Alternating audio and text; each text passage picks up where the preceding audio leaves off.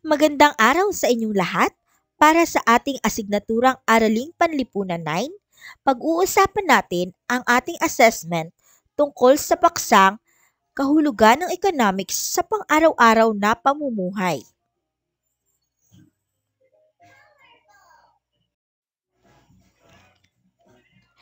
At upang lubos nating maunawaan ang ating paksang tinalakay sa Module 1, sagutin natin ang mga susunod na katanungan.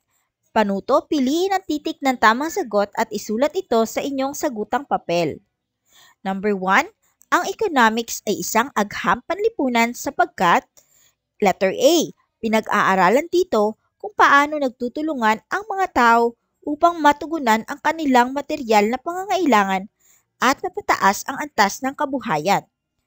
Letter B, nagbibigay ito ng mga suhestyon upang maging mapayapa ang ating daigdig. Letter C, pinag-iisipan sa araling ito kung paano magkakamal ng salapi ang mga tao. At letter D, pinag-aaralan dito kung paano natin mahihigitan ang kita ng ating kapwa-tao. Sagot ay letter A. Pinag-aaralan dito kung paano nagtutulungan ang mga tao upang matugunan ang kanilang material na pangangailangan at mapataas ang antas ng kabuhayan. Okay, para sa number 2, may tatlong pangunahing katanungang sinasagot ang economics. Alin ang hindi kasama sa pangkat? Letter A, ano ang mga produkto at serbisyong kailangan ng lipunan? Letter B, paano lilikhain ang mga kailangang produkto at serbisyo?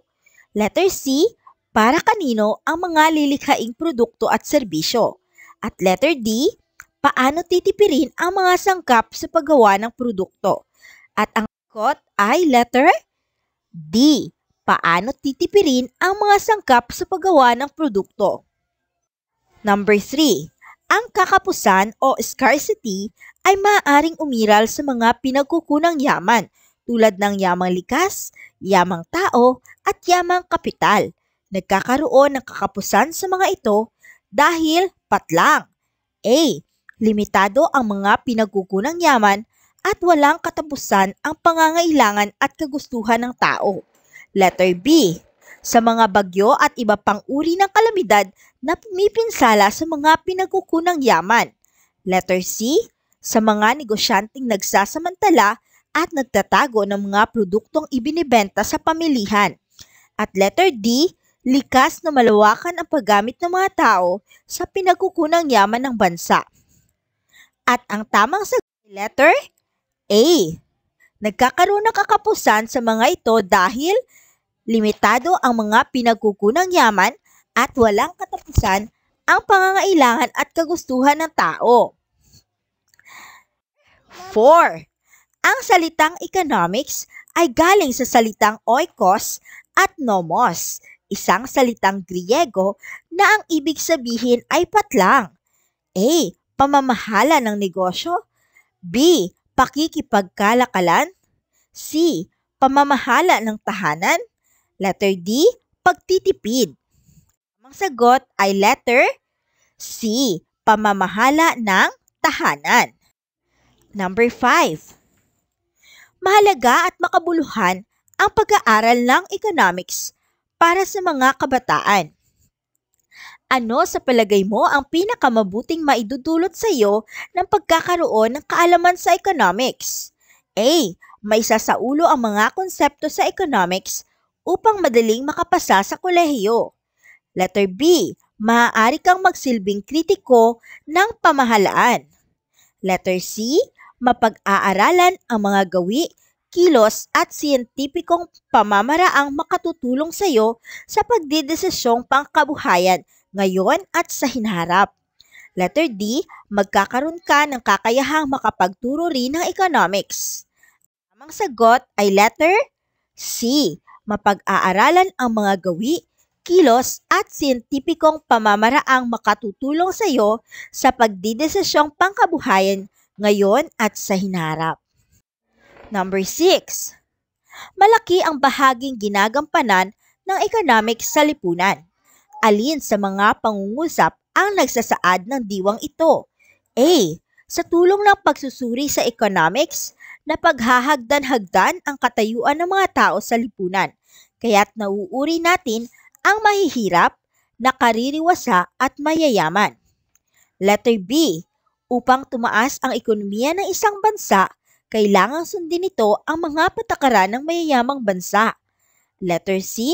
Ang paglikha ng mga produktong tutugon sa anumang hilig pantao ay mahalaga, kaya't dapat ipagpatuloy ang produksyon ng mga ito kahit na masira ang mga yamang likas sa daigdig.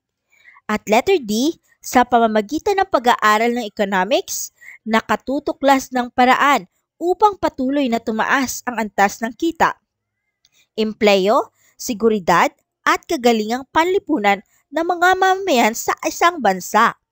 Tamang sagot ay letter D. Sa pamamagitan ng pag-aaral ng economics, nakatutuklas ng paraan upang patuloy na tumaas ang antas ng kita, empleyo, seguridad at kagalingang panlipunan ng mga mamamayan sa isang bansa. Number 7. Ano ang pinakamahalagang layunin ng economics bilang isang agham panlipunan? A. Maibigay ang hilig ng mga maririwasang tao kahit na maraming mahihirap. B. Maitaas ang antas ng pamumuhay ng lahat ng mamamayan sa isang bansa. Letter C. Mapag-aralan ang pamamaraan ng pagtaas ng pambansang kita. Letter D. Makalikha ng mga produkto at serbisyong pang-international at makapaglingkod sa ibang bansa. At ang sagot ay letter B. Maitaas ang antas ng pamumuhay ng lahat ng mamamayan sa isang bansa. Number 8. Kung ikaw ay isang taong rasyonal, ano ang dapat mong isaalang-alang sa paggawa ng desisyon? A. Dinadaluhang okasyon. B. Desisyon. C. Opportunity cost ng desisyon. Letter D. Tradisyon ng pamilya. At sagot ay letter C. Opportunity cost ng desisyon. Number 9. Alin sa sumusunod ang pinakaangkop na kahulugan ng economics? Ito ay patlang. A. Matalinong pagpapasya ng tao sa pagsagot ng mga suliraning pangkabuhayan na kinakaharap. Letter B. Ito ay tumutukoy sa siyensya ng kaasalan ng tao na nakaimpluwensya sa kanyang pagdidesisyon. Letter C. Ay pag-aaral ng tao at ng lipunan kung paano haharapin ang mga suliraning pangkabuhayan. Letter D. Ay pag-aaral kung paano matutugunan ng tao ang kanyang walang katapusang pangangailangan at kagustuhan sa harap ng kakapusan. At ang tamang sagot ay ang economics ay pag-aaral kung paano matugunan ng tao ang kanyang walang katapusang pangangailangan at kagustuhan sa harap ng kakapusan. And number 10, bilang isang agham panlipunan, gumagamit ng siyentipikong paraan sa pag-aaral ng economics. Ibig sabihin nito ay A. Tinatanggap ang mga haka-haka lamang sa paggawa ng mga desisyon. Letter B. Naglilikom at nagsusuri ng mga datos o impormasyon upang makapagbigay ng lapat o angkop na konklusyon. Letter C. Sapat na ang mga pansariling opinyon upang makabuo ng konklusyon. At letter D.